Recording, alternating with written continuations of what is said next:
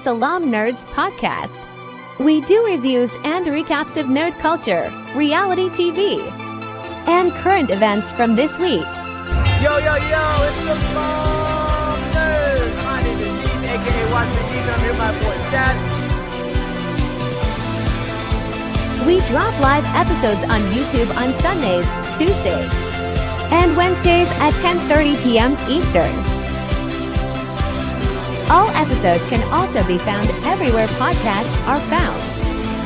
Thank you to all our supporters.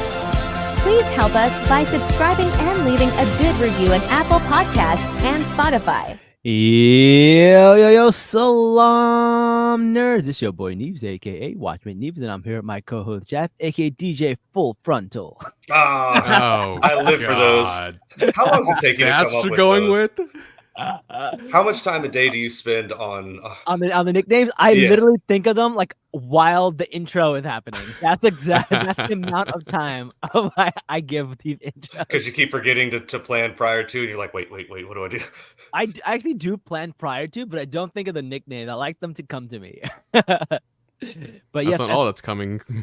Someone said in the show, this episode showed a lot. This definitely had a lot. I have never seen something like that before in my life in a TV show. That was crazy. But we will get to that. Yeah, I was gonna say, let's just jump right to the end real quick and then come back to the beginning. No. Welcome to the show, Richard. You were off last week, and this week JJ's off, so you got the trading back and forth. Yeah, not that it's any different, but I completely slept through last week. JJ, I guess, has prior engagements because she had the common courtesy to text y'all and say that she would not be here. So she got a one-up on me, but apparently I'm setting a terrible trend. Yeah, I was like, maybe he had a twin somewhere and he stabbed him. Who knows what's happening? We don't know. Good one job. Yeah, it's all good. Thank you, everybody, for joining us. Thank you, everybody, in the comment section. Thank you, everybody, on YouTube, Instagram, and TikTok. We are live in 3 different places, so it's super cool, and we'd love to have you guys. And if you guys are watching us on or listening to us on Spotify and Apple Podcasts, feel free to join us on Monday nights every 10:30 p.m. Eastern, where we do this live, where you can see our pretty faces and also engage in the comments, which are super fun. So let's talk about this week's episode. And before we get into the breakdown, what did we think of it? Richard, why don't you start it off? This is as Jazz, you said it the other week, I think week 1, kind of the posturing of war. And this is finally the moment and I think I talked about it last season, that these continual half measures are why we end up getting to war. The more that you, hey JJ, but the more half measures you take instead of just cutting off the snake at the head of the snake, the worse things are going to end up getting, because you're giving your opponent time and whatever. But this is the official end of all the posturing, all the cards. Basically the board is set, the pieces are moving, and now we just are in for, no pun intended, or no hot action. Hopefully less nudity and more death. Jazz, what are your thoughts of this episode? I mean, that intro scene with the grain mill, I was like, oh, okay, we're starting this early. I see a lot of death and a lot of everything. Oh, that and hard the lore cut drops. Yeah, right. That hard cut was so good. I was like, but notice throughout the episode we see a lot of lore being dropped. This is not stuff most people expected, but it was good too. Aside from that one very gratuitous end scene, this was a great episode. So, Neves, what about you, man? So what I really enjoyed about this episode is that they could show you so much with showing you so little. Maybe not some scenes, but in other ways, like the war where they have the hard cut. Budget saver. Yeah, it was a budget saver, but it's also kind of like, this is what war is like. And it's interesting because when we start off the episode, it's kind of like the Blackens and the Blackwoods and the Brackens and the Blackwoods, and like you don't even know where the war kind of started. And then that also kind of relates to Rhaenyra and Allison, where they're kind of like, well, did the war started when this happened, or was it when this happened, or when it was this happened? So it's kind of like, all these things kind of led to this huge war, and it ends up being this inevitable bloodshed. And I think the episode did such a great job of like, kind of just like painting that picture for us throughout the entire episode. And I thought that was really, really cool. And I also really, this is something I have like mixed feelings about. I actually like that they're doing these like little Scooby-Doo adventures, but they're actually doing it in a deep way where it's kind of like, it doesn't come off very Scooby-Doo-ish, but when you try to explain to somebody what just happened, it is very ridiculous, right? This is why you have to say ideas out loud. At least I do personally, because in your head, yeah, they sound great. And then you say it out loud, you're like, oh, if somebody told me this verbatim, I'd call him an idiot. And yeah, sometimes you got to check yourself like that. And I guess when you're king and you got a bunch of lick spittles, no one really has the to tell you, dude, come on. I feel like, I don't know. I feel like they kind of pull it off, but like barely. It's like it's how I want.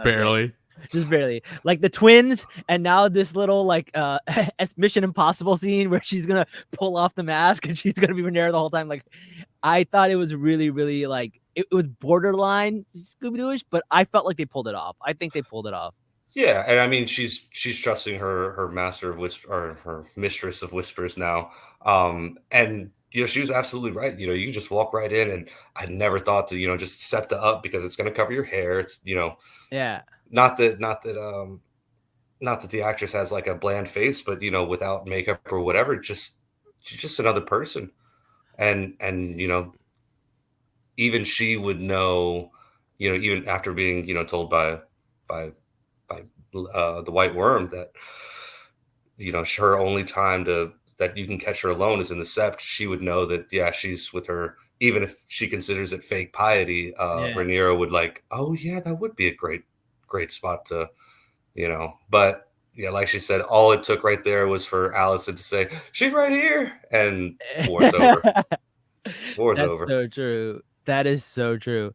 I did like that scene. I think it's really funny. And then now I'm thinking, can hijabis just get away with everything? They can just like go anywhere and we won't know. It's really funny. You start looking at him twice. Like, who are you exactly? That's a can of worms. All right, we got some comments. We got some people. Someone saying posturing done, dragon time. Someone said Rhaenyra finally has confirmation that her father never stopped believing in her as heir. That is the big thing in this episode, right? For better or worse, I feel like that little bit of hesitation was holding her back a little bit, and now it gave her the conviction that she needed. But with Allison, it's like, hey, we're too far gone. Yeah, and Allison's completely right.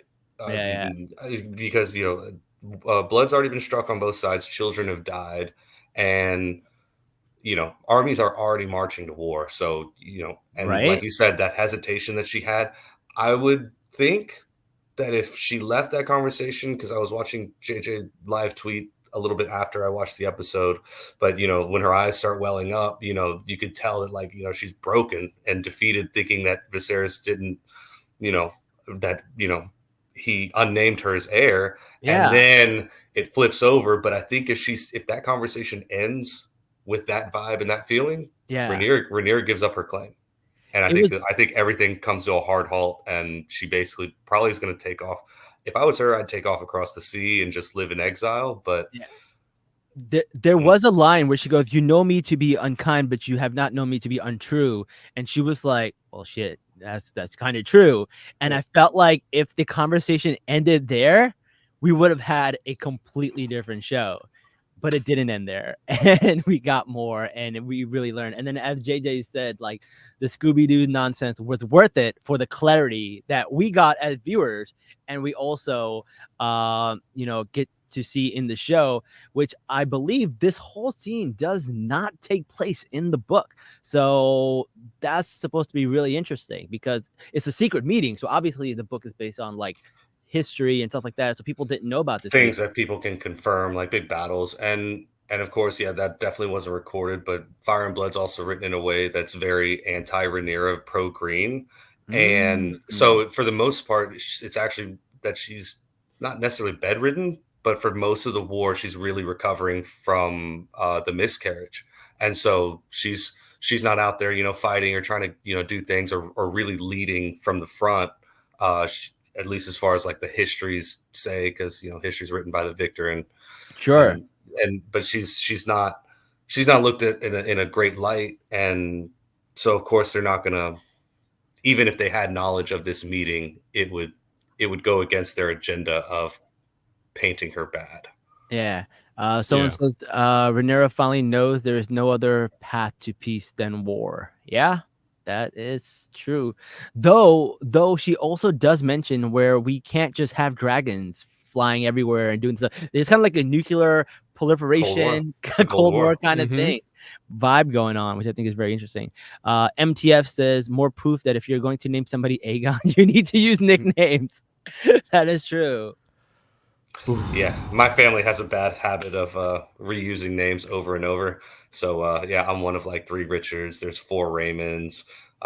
Yeah, it gets a little confusing, but we did have nicknames. Like even when I was little, my grandpa called me Big Rich. Not that I was a big kid or anything like that, but just because I was the smallest of the Richards. So hey, Big Rich, and yeah, stuff like that will keep you from nuclear war, apparently. Yeah. JJ said Alison also forgot that there's an Aegon the Younger. She assumed it was her son. So confirmation bias is real. She wanted to believe it. Starks have 25 Brandons. Goddamn, Starks. They do. Every generation, there's a Brand the Builder, like in some way, or someone who could be Brand the Builder. Like, you know what's really interesting in Muslim culture and Islamic culture? It is very common to have the first name Muhammad. But it's like 50% of the world right there. Yeah.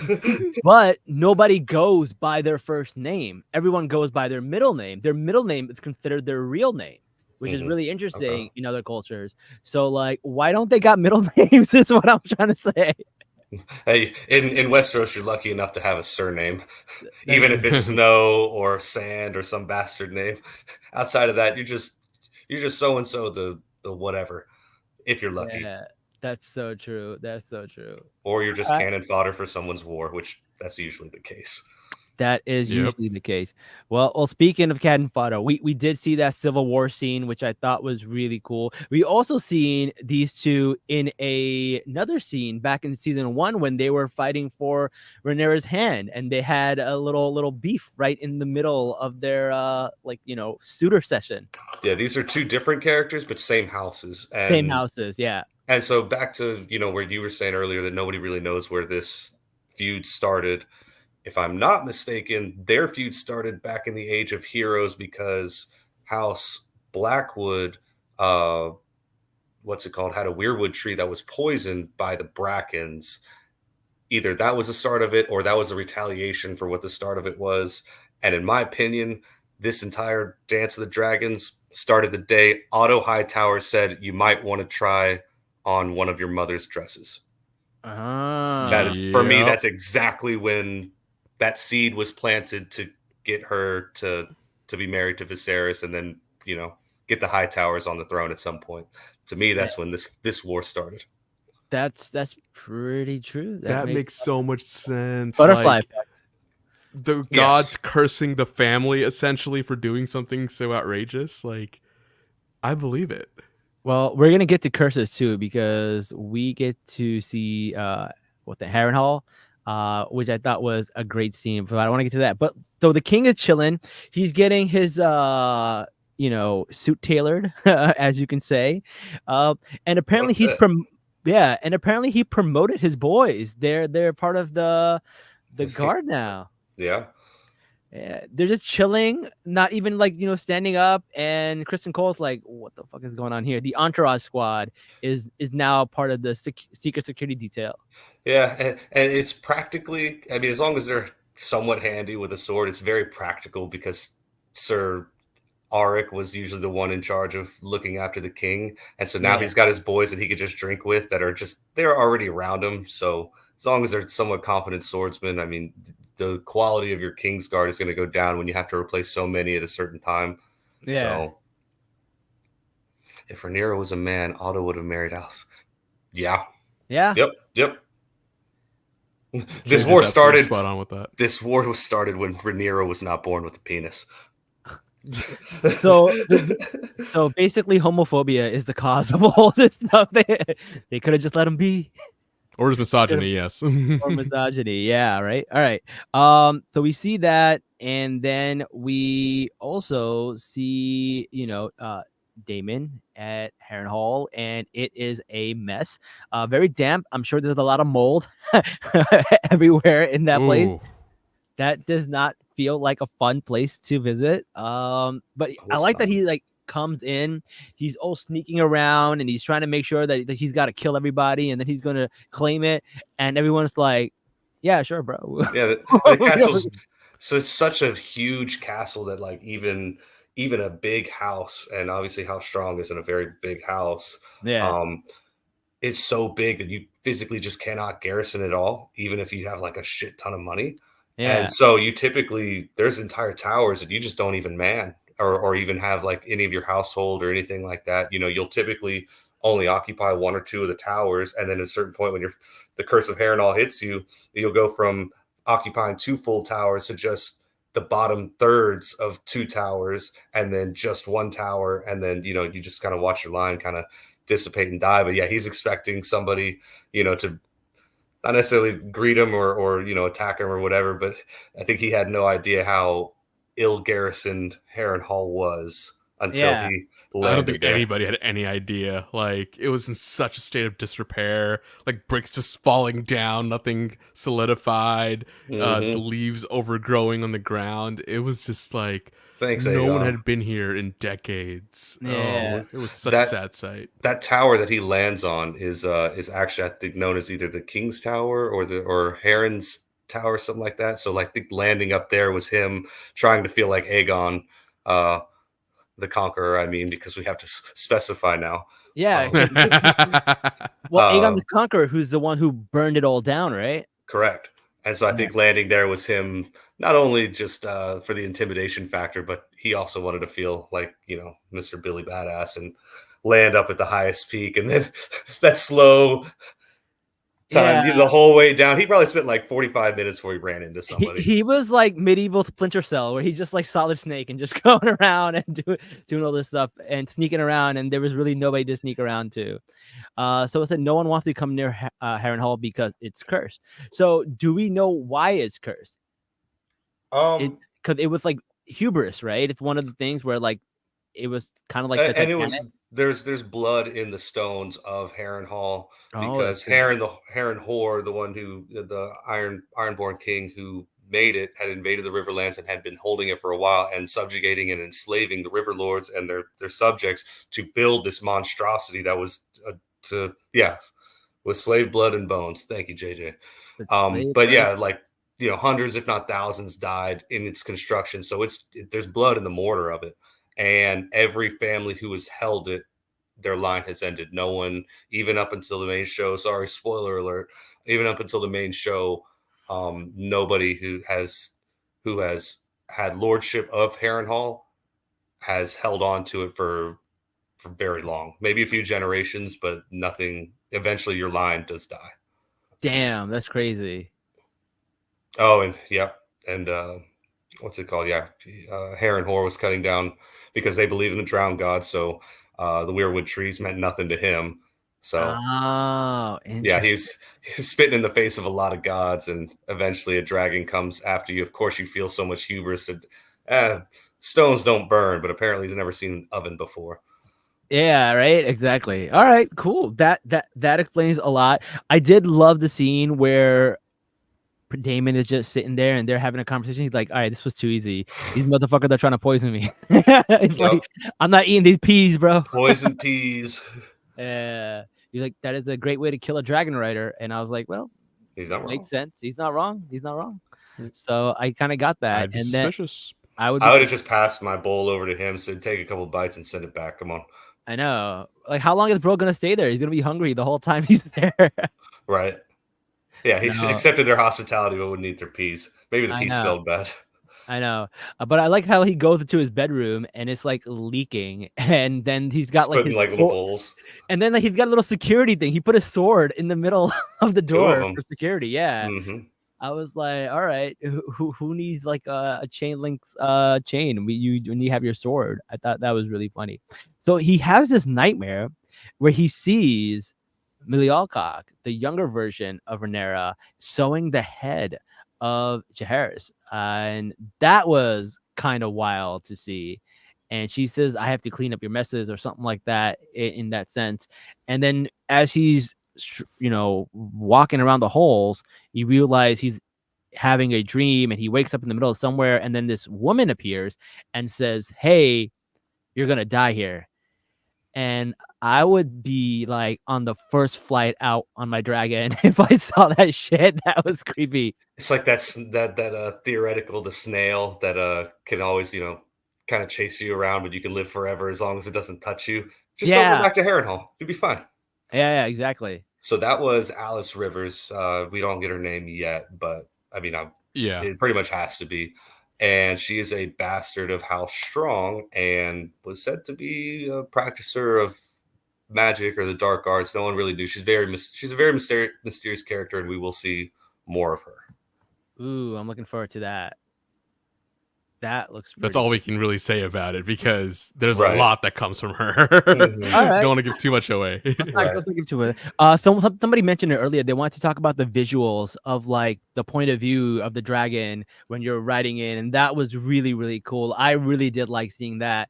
Not only was that shot really great, but they do this like one shot with this guy named Ulf, and that was really cool because he's just going around the bar saying hi to everybody like he's the most popular person at that bar. But they did that whole thing in one shot. And like I was like, well, they're not going to waste a one shot on just like a random person we're never going to see again. And he tells a story about how he is the bastard son of Balon, I believe, who is the brother of Daemon and Viserys. That's the father of Daemon. The father. So he's their brother. Yes, he would be their bastard half brother. Yeah, that's right. If his story is correct. If his story is correct. That's not the first time we saw him either. With the rat catcher hanging scene. Yeah. He was Ulf is walking. Yeah, Ulf is walking by, and then he kind of like walks by like some woman, and then the POV changes to the woman, and then she's the one who goes up and sees. Because when I first started watching that scene, of course you don't know who this guy is. I'm like, oh, who's he? And then the POV changes. I'm like, oh, we'll never see him again. And then he came right back. So that is Ulf. People are saying he's lying. Some people are saying they don't know if he's lying. I don't know. Listen, they wasted a POV shot on him. I mean, a one shot. That was like a good 3-minute one scene, and he's got to be special in some way. Maybe he's not what he's saying he is, but I think he might be an important character later on. You would be right to assume so. We will see him again. Okay. And yeah, I have to agree with the comments because Balon and I believe Alyssa were their parents. And Alyssa was, let's say that she made sure that her dragon was ridden constantly because on their bedding night, apparently she was heard saying the next day, I rode 2 dragons yesterday and I can't wait to ride again. She a freak. She does, that hot tour. Yep. And so I don't see Balon the Brave needing any sort of extramarital satisfaction. But I mean, hey, it's a world where there's brothels everywhere, and it is what it is. But that does bring up an interesting point because people with Targaryen blood can ride dragons, and we know there are bastards out there. Like we've seen it at the little baby fight club. There are some little bastards out there. Now he did actually for the first time mention the term dragon seed. Yeah. Which it's something that's going to be coming up later, but yeah, we hadn't heard the term in the show yet, and apparently it's a thing for them to, if they know that they have blood of the dragon, that they call themselves dragon seeds. But I guess there's not very many of them because we haven't heard anybody mention this yet. But Yeah, he's definitely going to be somebody to look for, and that term is going to keep coming up more and more. All right. There are dragon seeds, but Ulf is not Balon's bastard. Okay, that makes sense. People are strongly feel about this. I Wow. love it. I don't feel that strongly about this, but I understand their passion for it. So right, yeah. I'm open to whatever, you know. I was kind of hoping it was just random person who's a bastard and like he's just using this story to get free drinks. He's definitely done this before. That is true. That would get you free drinks. Also, how about the king giving everybody free drinks? And he's just like, that's one way to get people to like him, which is really interesting because when people vote for president, they're usually like, can I see myself having a drink with this person? It's kind of a thing that people say. Mm-hmm. And this guy is out really like giving people drinks. And we kind of see him kind of just joking around, having fun. And he's pulling these curtains. And then we see what I've never seen in television before, which is a BJ on TV. That was insane. Full on side view. And yeah, that was. Right? Like, I mean, it's got to be a prosthetic, but still. No, I mean. Right? It's HBO. No, it's got to be a prosthetic. I'm not Googling that because I don't. I'm not Googling it either. I don't need. I was like, my search history. I'm not gonna fact check this one. God no. No one's going to go ahead and research this. I'm not doing it. I don't care. Yeah, whoever wants to screw with their internet algorithm, you go right on ahead. But I'm gonna try and not. Yeah. And then we see Eamon kind of just, nestled up with, his first ever, and kind of just like, we've seen this in the last episode where they were, kind of cuddling and stuff, and he's naked and he's just basically Aegon W. Targaryen. That's Aegon W. It's HBO, but that's prosthetic. Come on, guys. Yeah, come on, guys. It's gotta be prosthetic.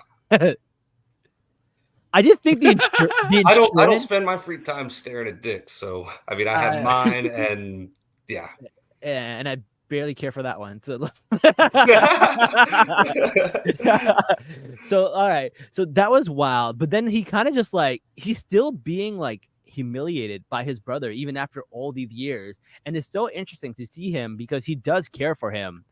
And he still cares for him as a king and as a brother, but then he's still making fun of him the way he did when he was younger. And then to prove that he's not like that, he kind of just gets up full frontal and walks out. That was kind of wild. Yeah, he's made it. He's had this chip on his shoulder ever since he lost his eye, got the dragon, became this, badass swordsman, training his butt off because my brother made this point earlier, that he never wanted to, take that L again, feel powerless and stuff like that. And if it wasn't for this specific spot and it being her and him being caught by her, there's nothing Aegon really could be picking on him for at all, or has. But Aegon was drunk. He sees his brother in there, and now Aemon kind of plays it off a little successfully, but you could tell just how agitated he is, and just like fine, and he whores like another, and he just walks away. But it was kind of tame from Aegon's perspective, because I feel like he could have been like way harsher, but he was more. It was just funny for him to see him there, and so he's just having a good laugh, and he's saying, like, hey, this speaks to old girl's prowess, because my brother had tried it once, and it's never even thought of sampling anything else. So he wasn't necessarily really picking on him, but since he was in that vulnerable state with his dick out, everything feels different. No pun intended. When it's out, you just feel exposed, and so you could tell he's had this song and dance, not in this situation, but having to deal with his brother's sense of humor, and just knowing that's just like don't give him the satisfaction, just walk away. Yeah.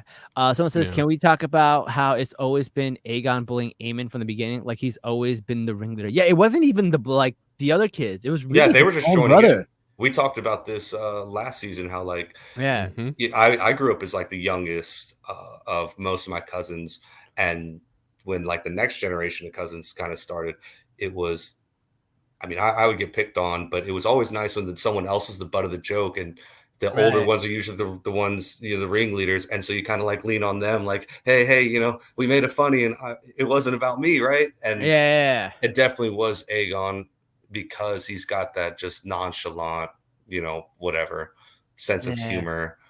And he's been the ringleader since the beginning because even the blacks, the Jason Luke, when they were all, in on the pig joke, you could tell like there's no way the two younger boys had anything to do with like actually setting that up. They just got the nudge of like, hey, this is what's going to happen. Y'all just. Aegon was the ringleader bully from childhood. He definitely was. Without a doubt. I thought that was really, really interesting. All right. So wait. One thing I did forget to mention earlier was when we're in the bar scene and you see right before Ulf the White sits down, like that one dude's harassing that barmaid. Yeah, the barmaid. It's her. It's the same one. It's her. It's the one who has to drink the plant tea. And even Moon tea Aegon, like doesn't he like interact with her just like for a second? Like even like he doesn't like when Aegon's coming in and she's like, I think they pass each other or something. Yeah, they pass. Like Diana. They look at each other. He didn't even notice her. And she probably had to leave the employ of the Red Keep so that way it didn't happen again. And she's still having to run into this asshole at her door. And she's still getting harassed. Like it's just not. It's hard. I bet you he didn't even notice her. No, he definitely did not notice her. Do you think she's going to play a role? No, I hope she doesn't. That poor girl needs to be left alone. Honestly, been through enough. I know. It's kind of probably just there to show you that, like, hey, like they didn't kill her off, but something happened, right?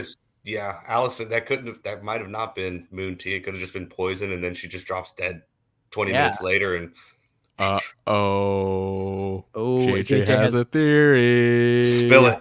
Spill the tea.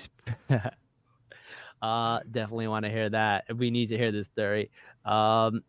Let's see. So someone also said, did anyone notice that no one in the King's Guards no longer respects Crispin Cole anymore after what he did to Arik?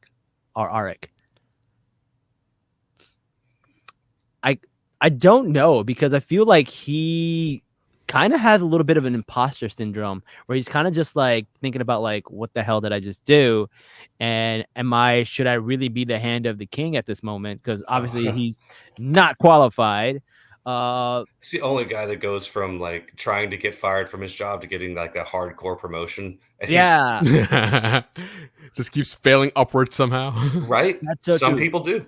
But I think the people not respecting him was less about what he did to Arik and more about how there are more unqualified people there. Yeah, they all think that they're in with, at least the very new ones are in with Aegon, so they answer to the king, even though he is their Lord Commander. They just got the White Cloak, and Cole probably isn't a very good administrator, so he's thinking more about the war to come and going out and leading. So he doesn't even have the time to like really discipline him or whip him into shape. So he's just like, whatever. Let me go handle this war. And then when I get back, either I can dismiss them, kill them, or whip them into shape. Sure. Yeah, that makes a lot of sense. What did you guys think about the conversation that Kristen Cole had with Allison and her brother, Gawain? Sir Gawain. Gawain Hightower. Gawain the Rock Hightower. No relation. They you could definitely tell. I was telling my friend this the other day because Kristen Cole is not, he gets at the very end of that conversation, he gets called like a Dornishman or whatever, even though he's from the Stormlands. He's from the Stormlands, and he actually got his knighthood initially from fighting in the Boneway in the Dornish incursion wars. So he's actually fought against them, but his skin's a little bit darker. So basically he got like the Westerosi version of like, oh, it'd be good to fight with a colored. You know what I mean? Yeah. And then especially since his status, he started so low. He was the son of a steward for like a lower lord, minor lord house. Yeah. And now he's risen to Hand of the King. Hand of the King. And of course, Sir Gawain's probably definitely ticked off that his father's been relieved from his duty. And so he's Westerosi microaggression, exactly. Microaggressions. I mean, the way he was egging him on, that's exactly what it was. Like, no, that's so true. That's so true. He did get his dad fired, so he was kind of butthurt about it. Yeah, as JJ just said, for sure. Someone says Gawain clocked the two of them. Does he know? He has to know, especially after the way the scene with the handkerchief. I was like, okay, he's probably figured it out by now. But yeah, what did she do in giving him? Yeah, she had a little titty handkerchief, like she in her breast, and then she gave it to him. I don't know what they're called, but like she gave him a little handkerchief. Her favor. Her favor. Yeah, that's what it was. I can get behind that, but yeah, he just only kind of talked to her for a second, and I guarantee you she wasn't sending ravens with, "Hey, guess who I'm banging right now?" Right. Right. But yeah, he probably did catch a vibe, and all those like little things add up to him clearly not respecting Cole at all. And I think after that little chase down they had, he might actually start taking Cole a little seriously. I think it's interesting because when we first meet Cole, it was Rhaenyra who gave the favor after the tournament. Because her brother Daemon got Alicent's favor in front of Otto, who's in the up there too, gets Alicent's favor and pulls a really dirty move of shoving his lance into the ground so Gawain's horse tumbles over. Yeah. And so, I got your daughter's favor. I put your boy in the dirt. F you, Otto Hightower. Like, they've always had bad blood between each other. And I think they had Sir Gawain so helmeted up that because they hadn't wanted to cast him yet. They were going to wait until this season to cast him. So that makes total sense. Because I was like, I haven't seen him before, but it sounds like he should have been here before. So he was episode 1. Someone says JJ said Kristen Cole ate him so bad. Yeah, that was too no fucking ends. I totally get that. And then I thought he was lying at first when he like looks up. We're exposed. I thought he was just using that as a way to get them to fall in line and get back to camp. Yeah. And then you see the dragon POV is like, oh no, he done spotted a dragon. Y'all better run. Kind of annoys me that he was right, but then again, like, listen, man, just because you don't like a character doesn't mean that they can't be right. It makes it all the better when they die later on. Like you got to give them time to build up for you to really, really hate them. Yeah. You got to milk it out for a little while. I don't want to see him just die right now. Yeah. Yeah. All right. So someone said Daemon and Bela always terrorizing Gawain. Poor Gawain. Just to have a name like Gawain. Right. I think that is funny. All right. So now we get to the main thing that happens, and that is basically White Worm telling Rhaenyra that there is a way for her to meet Alicent and kind of, have a conversation with her, because Rhaenyra's like, listen, I read her letter. She doesn't want to go to war. I don't want to get war. If we both start using our dragons, it is going to be horrible. The whole realm will burn. The whole realm will burn. And I think like Daenerys does that in Game of Thrones, where she goes like, I don't want to be the Queen of Ashes, which makes sense. Like, what's the point of being queen if it's all burnt to crisp, right? Yeah, unless you're Littlefinger, then at that point, yeah, you would. But most people are Littlefinger. Yeah, exactly. So she wants to have a conversation with her, and they do this thing where she dresses up as one of the sisters, and she goes in there where I'm kind of like, all right. It's really interesting that they still show a little bit of her hair, which I'd be like, because like hair is like, she's a Targaryen. Her hair is very noticeable in those things. They kept a little bit of it out, and I don't know why. I feel like that was purposely done for a certain reason, which I thought because they don't have the little mirrors to. Oh, hang on. They just had a car ride. They're walking around the whole time. Yeah, I think cinematography wise, that was on purpose because it's just like, hey, one false move, one little head scratch or something, and it's game over. But then also she couldn't look like perfect. If I was them, I would have came as like a silent sister, so that way no one would even expect to for me to talk.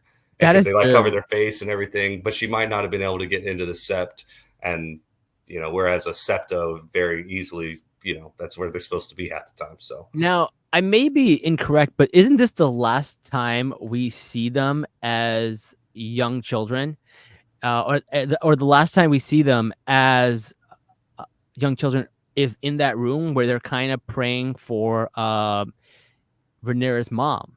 Allison shows her how to pray for her mom in the light, and she lights a candle and everything. yeah, I think that was the second episode. Yeah, I think that might be the last time they were in that room together. Maybe that's what I'm thinking of. And Yes. and now they're back into that room, and Allison knows it's her. They pull a knife, but they decide to have a conversation instead of going, "Hey, guards, she's the one." I love the writing because, like, it's just like, what are you gonna do? Like, I can't kill you because you'll scream out and your guards will capture or kill me. And then she just kind of like Rhaenyra has a moment of reflection, like, oh, I've started badly.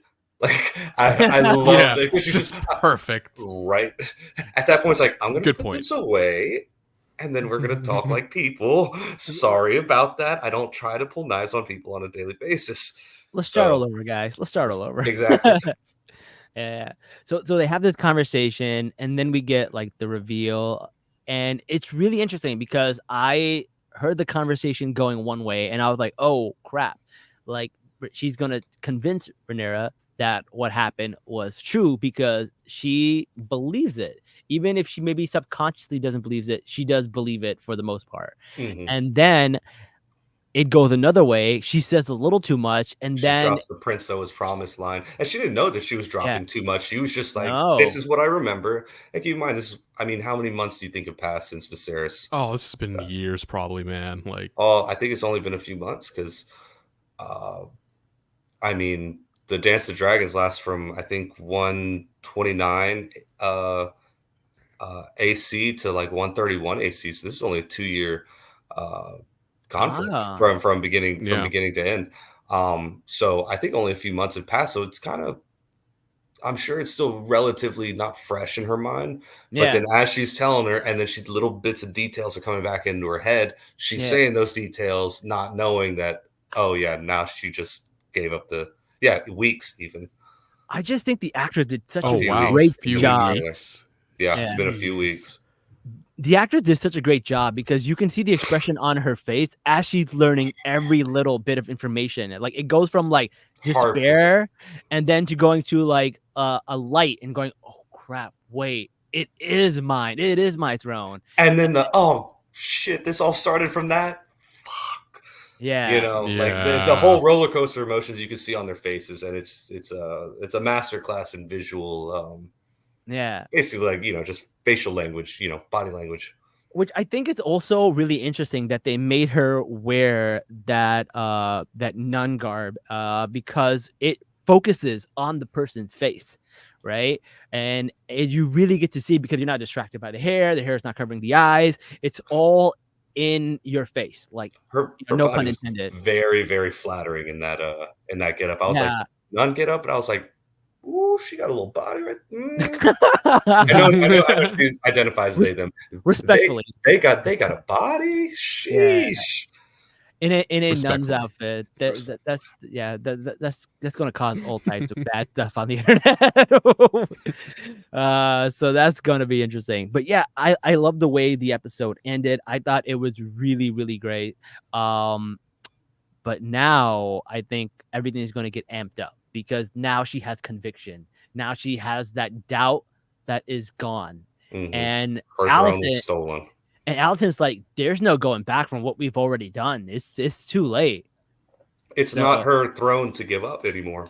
Yeah. Because it's not like she could have this conversation with Aegon and him just be like, oh, well, sorry guys, pack it up. It's someone send a raven to Cole and tell him to turn around. Everything's good. We're gonna give up the throne, and bing bang boom. She already doesn't have a voice at that small council anymore. Yeah. I mean, she's heard, but like they're already going to come up with their own decisions, and so it's not hers to give up anymore. She's already knocked the dominoes down and cannot stop it. So I mean, she speaks the absolute truth.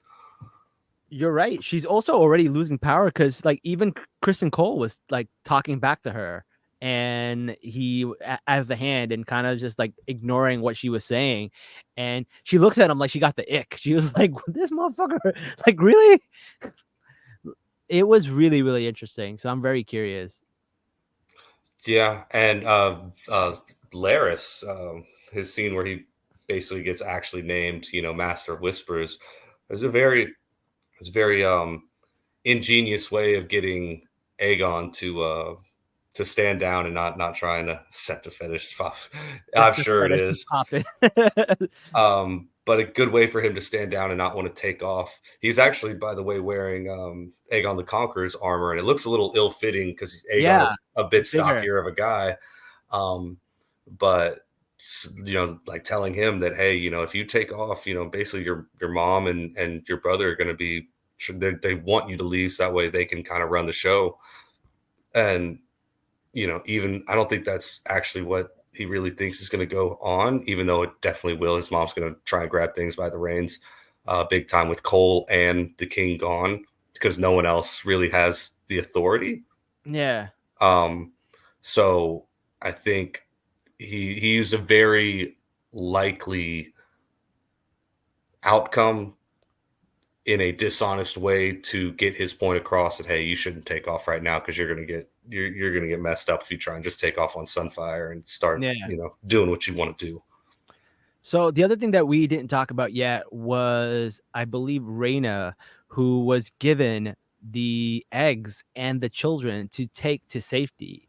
And that was really interesting because, number one, you really got to see where she's like, oh, my sister gets to stay here because she had the dragon. So it's almost like, their worth is, related to the dragon because her dragon egg never hatched. And then when her mother died, she was supposed to get Vhagar, but then Aemon ended up taking Vhagar, so she kind of got screwed. And I'm curious that, like, she still doesn't have a dragon yet, and it's been a while since that. So I don't know what's going on with her, if she's going to be back in the story. Are we going to see more of her, or she's just taking these kids and these eggs, she's going to disappear? Okay, so we will. We definitely will. But she got, as Rhaenyra, told her, she didn't say the exact words, but she basically said, you have the most important job right now. And it's not the prettiest, it's not the most sexy, job, but I'm literally entrusting you with the future of our house and our legacy and everything, because there's a very strong chance that once these dragons come to play, nuclear warfare and an entire side could get wiped out, or both sides. And so basically the future of our house and our people and our culture lies with you now. Like, it's not, it's a very heavy burden for her. And I think once she accepted the fact that, it's not what I want to do, because I want to be out there, with a dragon and riding around and go, kicking some ass and taking names. Yeah. This job it's like when they, being a mother is maybe not the hardest job in the world, but it's the most important. And she's giving her the most important job because she is the true failsafe at the end of the day, should everything go belly up. Yeah. So I think once she knew that that's what she was being asked to do, she kind of shut up and went a little more willingly. Yeah. And as someone mentioned, Shubham mentions in the comments, those three-fourths of those eggs were confirmed to be Dany's eggs. Really? Yeah. Oh, the colors were the exact same. Yeah,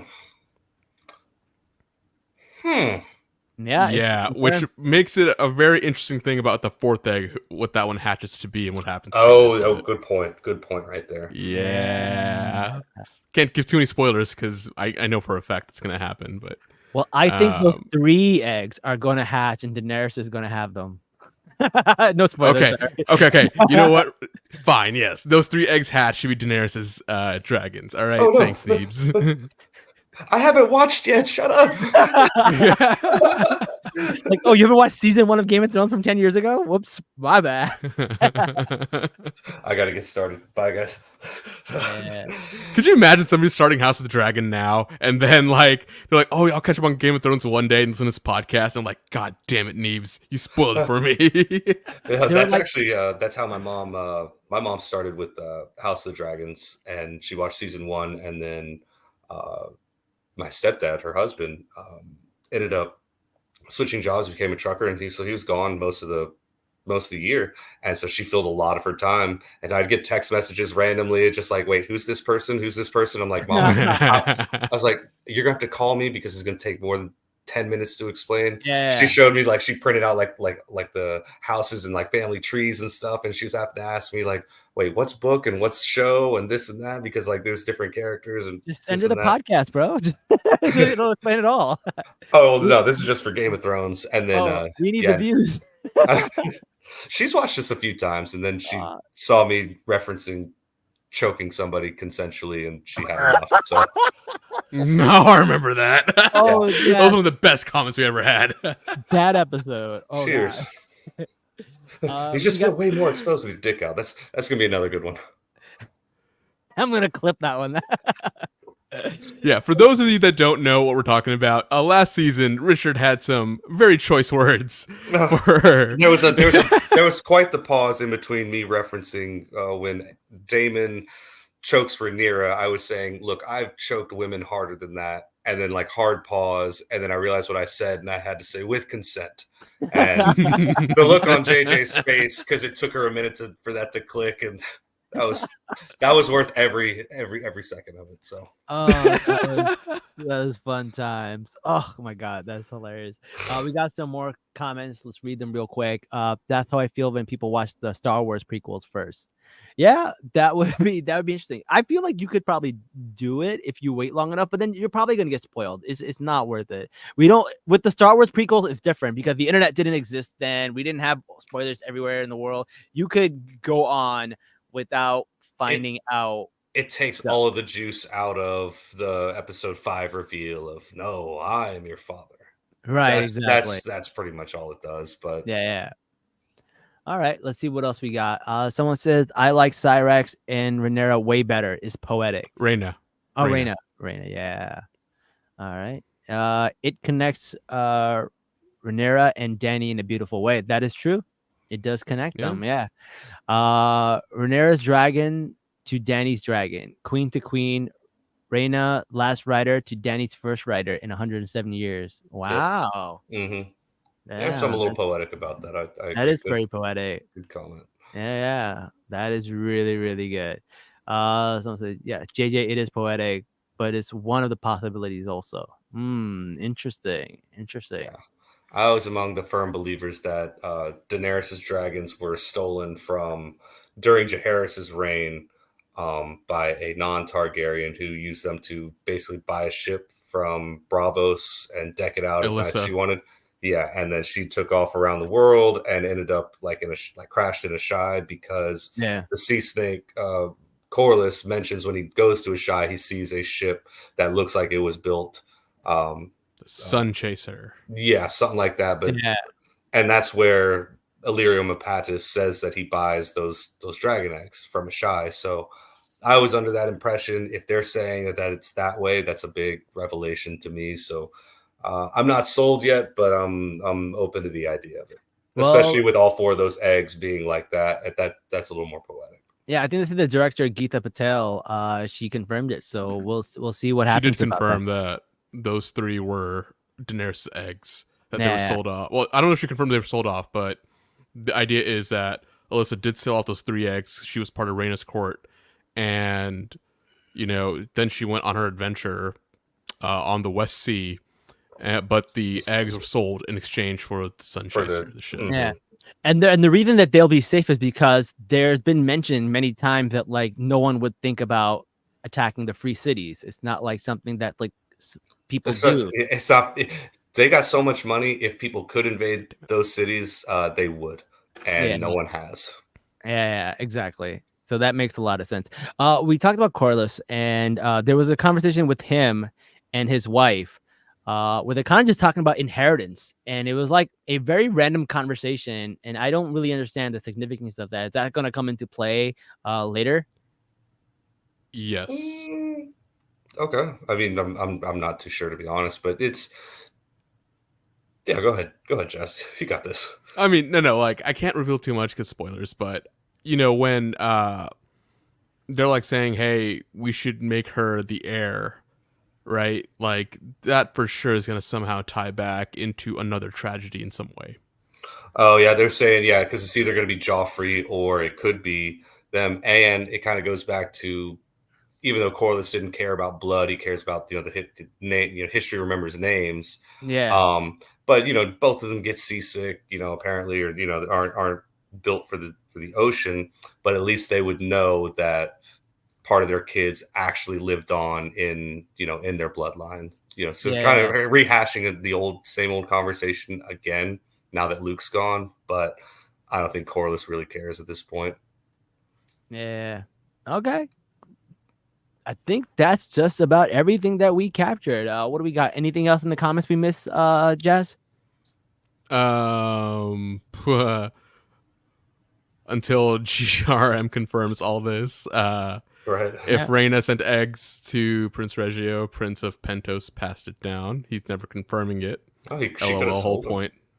Yeah, right. Yeah. All right. He only confirmed Aegon the Dreamer, and that's not even in Fire and Blood. So. Oh, that's what FB stands for. I thought she was talking about Facebook. I thought they were just talking about. I was like, why are they confirming this in Facebook? I don't understand. Where else?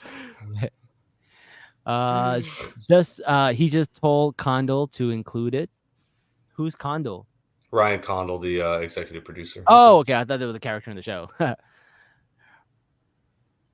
Let's see. Why is Corlys out in and about? Isn't he supposed to be the Queen's hand? Wait, is he? Is he the official Queen's hand? No. No, right? Because like it's his wife that's kind of being the Queen's hand, I think, at this point. Or does she not have an official hand? She has not named a hand. Oh, she has not named a hand. Definitely, Daemon lost his opportunity to do that. Honestly, I think Corlys would definitely be the best choice because it's the master of your fleets, and he also sat on her father's council and brings wisdom to the table. That is true. A lot of ships. So he seems like if it's not going to be Daemon, which for the love of God, why would you? It would have to be her because he's also been to war before as well. Yeah, so he understands, the logistics of war and the logistics of ships and soldiers. So I don't see a better wartime hand than Corlys Velaryon. Mm-hmm. Yeah, Rhaenys is acting like hand. It's just because nobody has that authority, so no one can really tell anybody what to do. And she's got a dragon, so who's going to tell her what to do? Other than Daemon's going to try, and she's going to say, "Yeah, F you." Yeah. Someone says Rhaena is a true tribal chief, which is a wrestling reference. Let's see. This show was great. Sorry I couldn't make it. It's all right, JJ. We'll have you back next week. Don't worry about it. Thanks for being in the comments. It was yes. We still got to interact with you. Yeah. There's another comment. Do you all think the opposing Master and Mistress Whisper will share a scene this season? Ooh. That'd be really cool. That's a good thought to think about. Spicy. That would be good. That would be really I don't good. think the White Worm's gonna be spending too much time in King's Landing, just because it's still a dangerous spot. But hey, who knows? Yeah. Listen, I think next week is gonna be crazy. So we can't miss next week. Next week it's game time, baby. Put your cleats on. Yep. Tighten the helmet. It's time. The gloves are off, man. The gloves are off. We're gonna see what happens. So I'm really excited for it. Well, thank you everybody for joining us for the latest episode. Can't wait to see you guys next week. Before we go, Richard, let people know where they can find you. Randomly shit posting on X/Twitter at @fuckoffharvey. Do not follow me for good content. Follow me if you want to go brain dead for a while. Follow for a bad time. All right. Well, thank you. Thank you so much, guys. Don't forget to like, share, comment, subscribe. Give us a review on Apple Podcasts or on Spotify. Don't forget to subscribe on YouTube. We do this every Monday at 10:30 p.m. Eastern, which is real people time. The rest of you time zones can suck it. And until next time, guys, Salaam, nerds. Peace.